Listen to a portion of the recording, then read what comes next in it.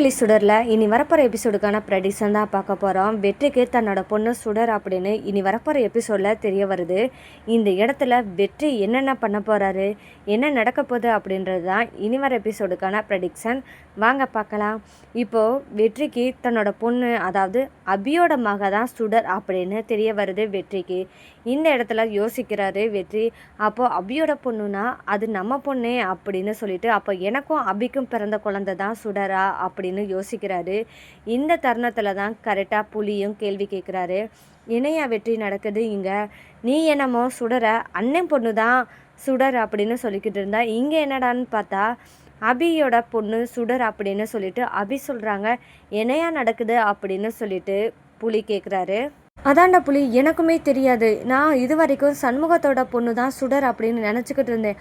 ஆனால் இப்போ தான் எனக்கு தெரிய வருது அபியோட பொண்ணு அப்படின்னு. அபியோட பொண்ணுன்னா அது என்னோட பொண்ணு தானே, எனக்கும் உரிமை இருக்குல்ல.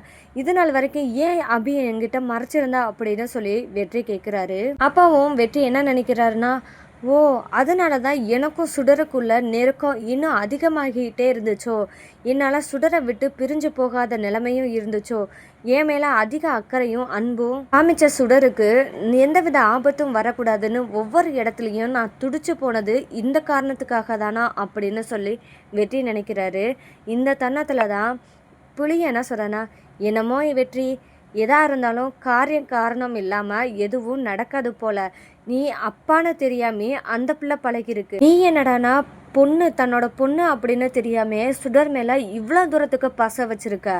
ஆனால் இப்படியெல்லாம் நடக்கும்னு நான் நினச்சி கூட பார்க்கலடா அப்படின்னு சொல்லி புலி சொல்கிறாரு. இந்த தருணத்தில் தான் அபிநயா சண்முகத்திட்ட எல்லா உண்மையும் சொல்கிறாங்க. இது நாள் வரைக்கும் கர்ணா பேரை சொல்லாத அபிநயா இப்போ தான் கர்ணாவை பற்றின உண்மையை சொல்கிறாங்க. அண்ணா எனக்கு ரொம்பவே பயமாக இருக்குது. என்ன மட்டும் இல்லாமல் இனி சுடருக்கும் பிரச்சனை வந்துடுமோ, கர்ணாவால் பாதிப்பு ஏற்படுமோ அப்படின்னு பயமாக இருக்குது அப்படின்னு சொல்லிட்டு அபிநயா சொல்கிறாங்க. இதை கேட்டதுமே சண்முகம் அதிர்ச்சி ஆகுறாரு. என்ன அபி சொல்கிற அப்படின்னு சொல்லிட்டு கேட்குறாங்க. ஆமாண்ணா, உங்ககிட்ட இது நாள் வரைக்கும் நான் சொல்லாமல் இருந்த உண்மை இதுதான். கர்ணான்ற ஒருத்தன் தான் தன்னோட மனைவியை கொண்டதும் இல்லாமல் அந்த பழியை என் மேலே தூக்கி போட்டு இந்த 10 வருஷ தண்டனையும் அனுபவிக்க விட்டது அவன்தான். இப்போ பரோல்லேருந்து ஜெயிலுக்கு போகிற இடத்துலையும் என்னை கடத்தி கூப்பிட்டு வந்து கொடுமைப்படுத்தினா அப்படின்னு சொல்லிட்டு சண்முகத்துக்கிட்ட உண்மையை சொல்லிடுறாங்க அபிநயா. அந்த தருணத்தில் தான் அபிநயா இன்னொன்னும் சொல்கிறாங்க. என்னையவே இவ்வளோ கொடுமைப்படுத்துகிறான், எனக்கு பொண்ணு இருக்கா அப்படின்னு தெரிஞ்சா சுடரை எந்த அளவுக்கு கஷ்டப்படுத்துவானே தெரியாதா, என்ன பண்ண போகிறேனே தெரியலண்ணா அப்படின்னு சொல்லிட்டு அபிநயா தன்னோட அண்ணன் கிட்ட அழுகுறாங்க. இதை கேட்டதுமே ரொம்பவே ஆகுறாங்க வெற்றி. கர்ணா தான் இது எல்லாத்தையும் பண்ணியிருக்கானா?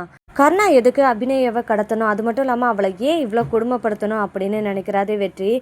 அப்போ தான் புலியும் சொல்கிறாரு, இங்கே பாரியா வெற்றி, எனக்கு தெரிஞ்சு அபி மேலே எந்த தப்பு இருக்காது. சுடரை இவ்வளோ நல்ல பொண்ணாக வளர்த்த அபி கண்டிப்பாக தப்பு பண்ணியிருக்க மாட்டா, நீ அதை புரிஞ்சுக்கோ அப்படின்னு சொல்லிட்டு, இப்போவும் நீ அபியை நம்பலைன்னா கண்டிப்பாக சுடரும் பாதிக்கப்படுவா. அபி இல்லாமல் சுடரும் இருக்க மாட்டா. நீ என்ன பண்ண போகிற வெற்றி அப்படின்னு கேள்வி கேட்குறாரு புலி. இந்த இடத்துல தான் பாவம் வெற்றி என்ன பண்ணுறதுன்னு தெரியாமல் முழிக்கிறாரு. அப்போ தான் புலியும் ஒன்று சொல்கிறாரு. இங்கே பாரு வெற்றி, என்ன நடந்துச்சுன்னு இது நாள் வரைக்கும் நீ கர்ணா கிட்ட தான் கேட்டு தெரிஞ்சிருக்க. ஆனால் கண்ணால் பார்த்தது போய், காதால் கேட்குறது போய், ஆனால் தீவிர விசாரிப்பதை மெய் அப்படின்றது நீ கேள்விப்பட்டிருக்கேல. அப்போது அதுபடியே நீ போய் அபிநயா கிட்டேயும் போய் கேளு. என்ன நடந்ததுன்னு நீ கேட்டால் தான் உனக்கு நடந்த உண்மை தெரிய வரும். அதை விட்டுட்டு நீ எப்போ பார்த்தாலும் அபி மேலே கோவப்பட்டுட்டு இப்போ உனக்குன்னு ஒரு பொண்ணு இருக்கா அதையும் நினச்சிப்பாரு. சுடருக்கு இருக்கிற நீ குணத்தை நினச்சாலே கண்டிப்பாக அபி தப்பு பண்ணியிருக்க மாட்டான்னு உன் மனசாட்சிக்கே தெரியும் அப்படின்னு சொல்லிட்டு குட்டிப்புலி சொல்கிறாரு. இந்த இடத்துல வெற்றியும் உணர ஆரம்பிக்கிறாரு. கண்டிப்பாக அபிநயா கிட்ட என்ன நடந்ததுன்னு நம்ம கேட்கணும் அப்படின்னு சொல்லிட்டு வெற்றி முடிவு பண்ணுறாரு. இந்த மாதிரி இருக்கிற நேரத்தில் தான் அபிநயா ஜெயிலுக்கு போக வேண்டிய நிலைமையும் ஏற்படுது. அப்போ லாயர் பிரபாகரன் தான் அபி கடத்தப்பட்டிருக்கா அப்படின்றத ஆதாரபூர்வமாக நிரூபிக்க போகிறாரு. இந்த இடத்துல தான் நம்ம வெற்றியும் போய் அபிகிட்ட பேச போகிறாங்க. ஜெயிலுக்கு போய் வெற்றியும் அபிகிட்ட பேசுகிறாங்க. பேசும்போது தான் வெற்றிக்கிட்ட அபிநயா, இப்போ எதுக்கு வந்த? என்ன, நான் ஜெயிலில் தான் தண்டனை அனுபவிக்கிறேனா இல்லையான்னு பார்க்க வந்தியா? நீ நல்லா பார்த்துக்கோ, நான் ஜெயில் தண்டனை தான் அனுபவிச்சுட்ருக்கேன். நீ தான் முக்கியம்னு நினச்சி வந்ததுக்கு எனக்கு இது தேவை தான் அப்படின்னு சொல்லிட்டு அபிநயா சொல்கிறாங்க. அப்போ தான் வெற்றி, இங்கே பாரு அபி, உங்ககிட்ட நான் வாக்குவாதம் பண்ணுறதுக்காக வரல. என்ன நடந்துச்சுன்னு நான் கேட்கலாம் சொல்லி வந்திருக்கேன். உண்மையை சொல்லு, நடந்ததை சொல்லு அப்படின்னு சொல்லவும் அபிநயா, நான் ஏன் உங்ககிட்ட சொல்லணும், சொன்னால் நீ நம்பவா போகிற, கர்ணா தான் எல்லாத்துக்கும் காரணம் அப்படின்னு சொன்னால் நீ நம்பவா போகிற அப்படின்னு சொல்லி கேட்குறாங்க அபிநயா. நான் நம்புகிறேன், நீ சொல்லு அப்படின்னு சொல்லிட்டு சொல்கிறாரு அபிநயாட்ட. அப்போ அபிநயாவும் நடந்த எல்லாத்தையும் சொல்லவும் வெற்றிக்கு அப்போ தான் உண்மை தெரிய வருது. அப்போது என்ன சொல்கிறாருன்னா அபிநயா கிட்ட, நான் இருக்கேன், கண்டிப்பாக அந்த கர்ணா தான் எல்லாத்துக்கும் காரணம், பார்வதி அக்காவை கொலை பண்ணது அந்த கர்ணா தான் அப்படின்னு தெரிஞ்சா கண்டிப்பாக நானே சும்மா இருக்க மாட்டேன். அவன் கொலை பண்ணா அப்படின்னு நீ சொல்கிறிய, அதுக்கு ஏதாவது ஆதாரம் இருக்கா அப்படின்னு சொல்லிட்டு அபிநயா கிட்ட வெற்றி கேட்குறாரு. அந்த இடத்துல எனக்கிட்ட எந்த ஆதாரமும் கிடையாது வெற்றி அப்படின்னு சொல்லிட்டு அபிநயா சொல்கிறாங்க. சரி, உன்னை மாணிக்கம் எதுக்கு பார்க்க வந்தாருன்னு தெரியுமா? தெரியாது அப்படின்னு சொல்லிட்டு அபிநயா சொல்கிறாங்க. சரி, நீ தப்பு பண்ணலை அப்படின்னு எனக்கு தெரிஞ்சிருச்சுன்னா கண்டிப்பாக உனக்கான ஆதாரத்தை நானே கொண்டு வருவேன், உன்னை நானே வெளியெடுப்பேன் அப்படின்னு சொல்கிறாரு வெற்றி.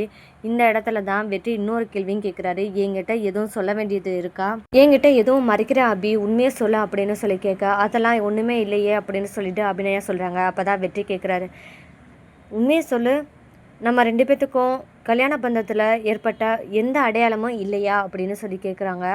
அப்போ எதை கேட்குறான், சுடரை பற்றி தெரிஞ்சிச்சோ அப்படின்னு சொல்லிட்டு அபி யோசிக்கிறாங்க.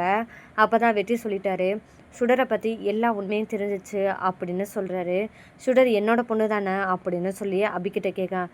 அப்போ ஆமாம், உன்னோட பொண்ணு தான், அதனால என்ன இருக்குது அப்படின்னு சொல்லிட்டு கேட்குறாங்க. உன்னோட நிழல் கூட என் பொண்ணு மேலே படக்கூடாதுன்னு சொல்லி தான் மறைச்சு வச்சுருந்தேன், ஆனால் அந்த உண்மையும் தெரிஞ்சிருச்சு.